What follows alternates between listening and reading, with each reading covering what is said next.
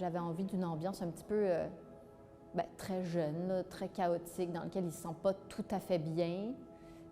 Ce qui est exactement ce que j'ai vécu quand j'étais adolescente, parce que j'étais jamais à l'aise, moi, dans les parties. Je ne savais pas où me placer, j'avais l'impression que je savais jamais quoi dire, que je buvais pas assez, que je sais pas, que je savais pas m'amuser, que je n'étais pas assez cool. Et puis, je sais pas, j'avais envie de reproduire un peu ce genre de truc avec cette scène-là. Que quand Paul regarde, il dit je sais pas si ça m'excite ou si ça me dégoûte. Si c'est genre mignon, puis c'est deux personnes qu'il faut, ça veut juste être ça excitant. sera pas ça. Donc il faut que ce soit un peu genre. OK. Le réel défi d'une adaptation, c'est vraiment d'être capable de se réapproprier l'histoire. Donc, c'est effectivement une adaptation très libre, mais c'est vraiment, je pense, au travers de la troisième, quatrième version que j'ai commencé à intégrer les histoires de fantômes, les histoires de gens, et c'est vraiment là pour moi que ça a pris forme. Parallèlement, c'est à partir de ce moment qu'on a vraiment commencé à pouvoir financer le film. Donc, je pense que c'est vraiment important de faire confiance à son instinct, parce que j'ai l'impression que l'histoire de fantômes était finalement très compatible avec cette histoire d'éveil sexuel, finalement, parce que il y avait ce truc entre la mort et le désir, qui finalement sont peut-être des choses qui se côtoient très bien. Donc on va libérer ici. On a Sarah Joseph qui commence ici. On les suit de dos, puis on se rend jusqu'à l'intérieur dans la cuisine. On y va dans 3, 2, 1. Dans cette scène, c'est comme tout est shooté du point de vue de Bastien, j'avais vraiment envie qu'on ait cette sensation-là aussi avec lui, donc c'était important pour moi de le faire en conséquence, mais il y avait une vraie chorégraphie puisque je voulais que ça bouge, je voulais que des choses très précises se passent derrière lui, devant lui. Et il fallait donc que des figurants qui étaient au départ devant le chalet, dès que les personnages de Bastien, Chloé les traversaient, devaient faire le tour de la maison, re-rentrer à l'intérieur pour pouvoir garnir l'intérieur puis le faire vivre encore plus. Donc, premier jour avec de la figuration, moi, c'était la première fois, comme si mon premier long métrage, j'avais jamais fait de scène avec autant de figuration quand même. Je pense qu'ils étaient autour de 35. Puis c'était des figurants qui avaient pas du tout d'expérience. Et donc, ils ne savaient pas trop quoi faire. C'était assez challengeant et long. Et je pense qu'on a dû faire une bonne dizaine de prises avant que je sois complètement satisfaite.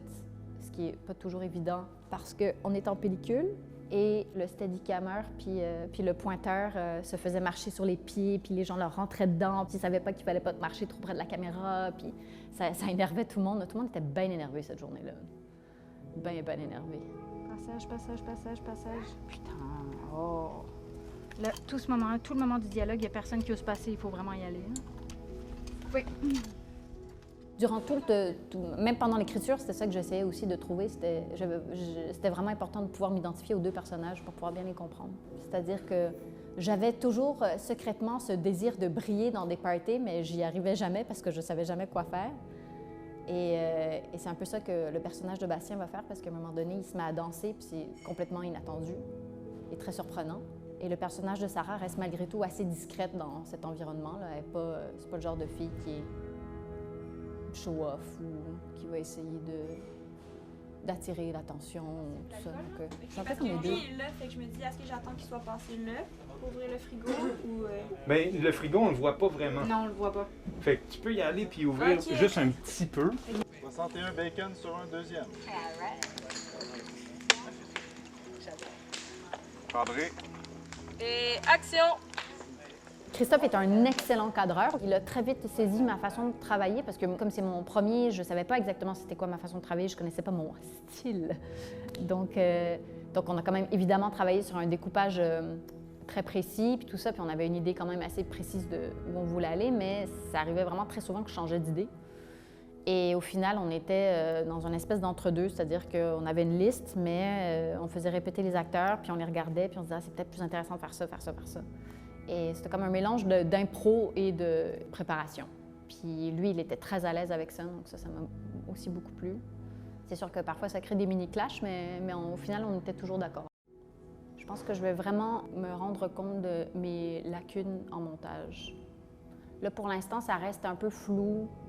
J'ai comme un sentiment global de fierté parce que j'ai l'impression d'avoir fait le film que je voulais, mais aussi de peur parce que je me dis, est-ce qu'on a tout ce dont on a besoin? Est-ce qu'il nous manque des trucs? Est-ce que j'ai été assez exigeante avec les acteurs? Est-ce que j'ai été assez exigeante sur la lumière, le type de lumière qu'on a utilisé?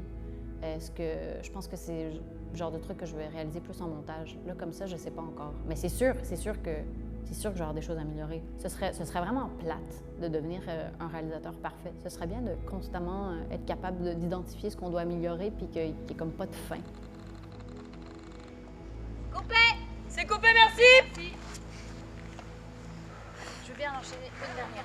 On va refaire! On reprend notre première position, on va refaire!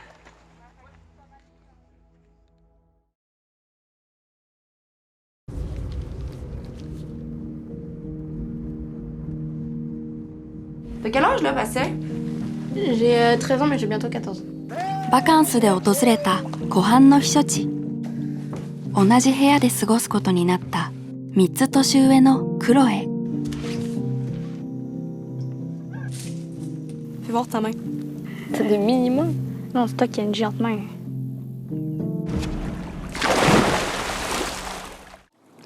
C'est là qu'il y avait un fantôme ici? Non, mais faut pas que t'écoutes Chloé. Elle aime ça faire marcher le monde pour attirer l'attention. J'y crois pas trop, donc... Je vais de nulle part.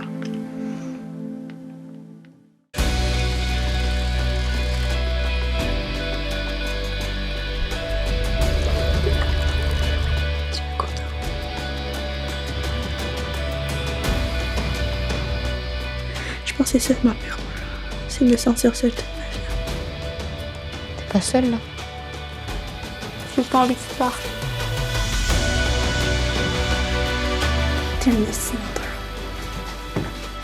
恋が何かも知らない2人の生涯一度きりの夏。ファルコンレイク